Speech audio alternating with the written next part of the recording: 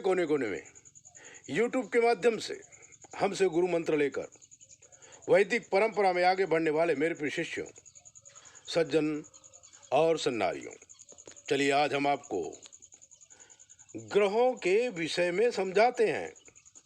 जब तक हम ग्रहों को समझेंगे नहीं और वो समझ अपने जीवन के अंदर उतारेंगे नहीं, तब तक हम ज्योतिष को बराबर समझ नहीं पाएंगे। कई मित्र ज्योतिष पढ़ते हैं और पढ़ने के बाद अपनी कुंडली को चेक करते हैं, और जब वो चेक करते हैं तो ऐसा उनको नहीं मिलता। जैसे कि सूर्य के विषय में लिखा है, उन्होंने पढ़ा, अपनी कुंडली में उन्होंने देखा कि अरे सूर्य तो हमारा केंद्र में है, प्रथम भाव में है, उच्च का है, तो फिर हमारे जीवन में प्रकाश क्यों नहीं है, हमें तकलीफ क्यों है। तब वो हमारा संपर्क करते हैं और हमें बताते हैं, गुरुजी प्रथम भाव में सूर्य उच्च का बैठा है, फिर भी हमें क्यों तकलीफ है।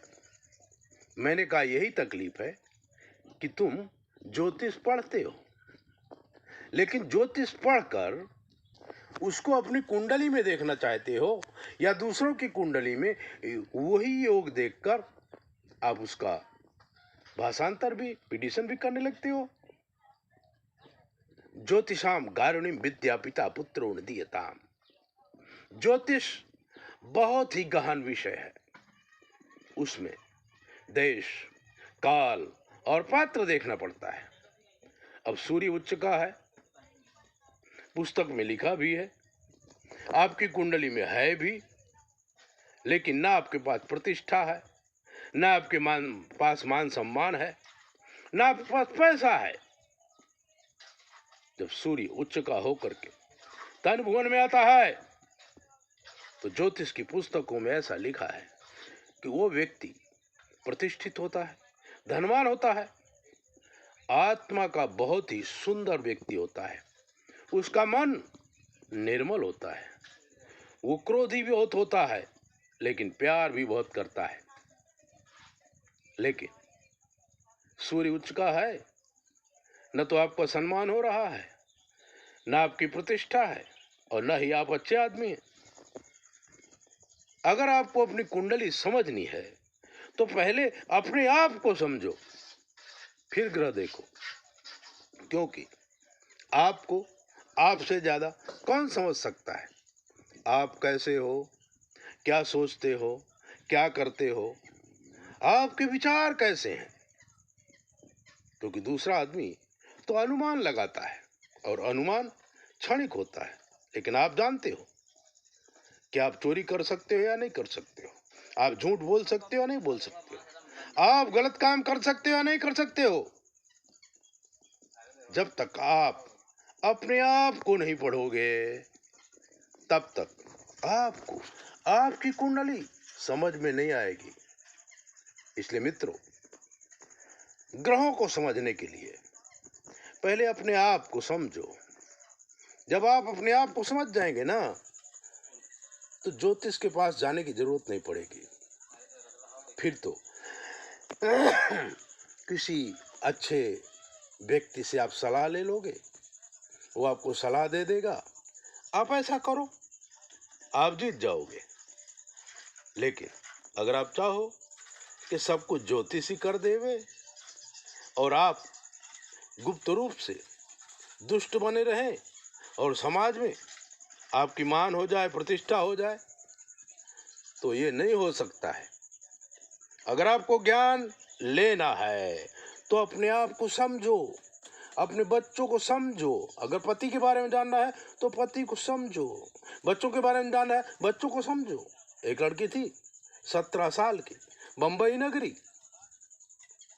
पिता जी नहीं थे, माँ थी, नौकरी करती थी, लेकिन एक व्यक्ति के साथ उसका मानसिक रिलेशन था। जब हमारे पास आई तो उसने अपनी बात छुपा दी, अपनी बेटी की बात बताई कि गुरुजी, मेरी बेटी अभी 17 साल की है, लेकिन उसके बहुत सारे दोस्त हैं। रात को देरी से आती है, लड़कों के साथ इधर उधर गप्पे मारती रहती है, होटल में भी जाती है, और उसकी सहेलियों से पता चला है कि वो नशा भी करने लगी है। मैंने कहा कि इसका डीएनए खराब है, इसके पिता की मृत्यु कैसे हुई? तो उसने कहा बहुत सारी दारू पीते थे और उसमें लीवर प्रॉब्लम हो गई और वो मर गए।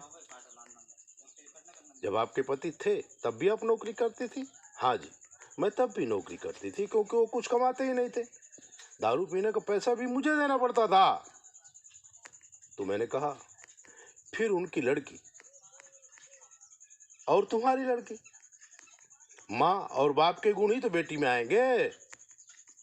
बेटी को आसमान से थोड़ी उतरी है। जैसे आम की क्वालिटी बहुत सारी होती है, लेकिन जो अनुभवी आदमी होता है, आम के विषय में जानता है, वो बता देगा कि ये जो है आपूस केरी की गटलोई है, ये केसर केरी की गटलोई है, ये लगड़ा केरी की गटलोई है, या फिर ये तोतापुरी आम की गटलोई है।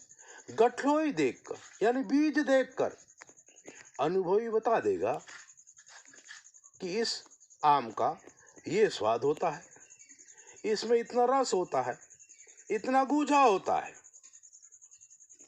तो माँ और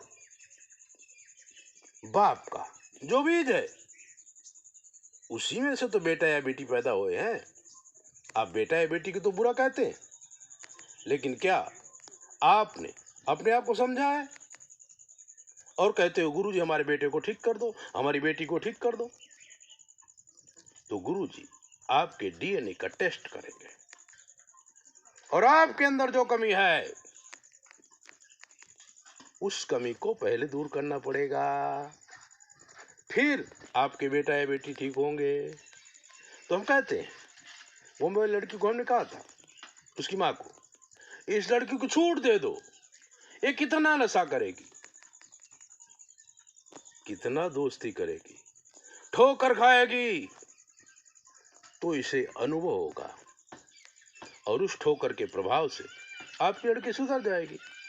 लेकिन आप बारंबार उसे टोकते हो, ऐसा मत करो, ऐसा मत करो, ऐसा मत करो, तो वो अपनी गलतियों को समझेगी नहीं। अगर ढील दोगे समझ जाएगी।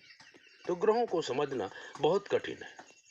अगर आप ग्रहों को समझना चाहते हैं तो 9825200108 पर हमें फोन करो।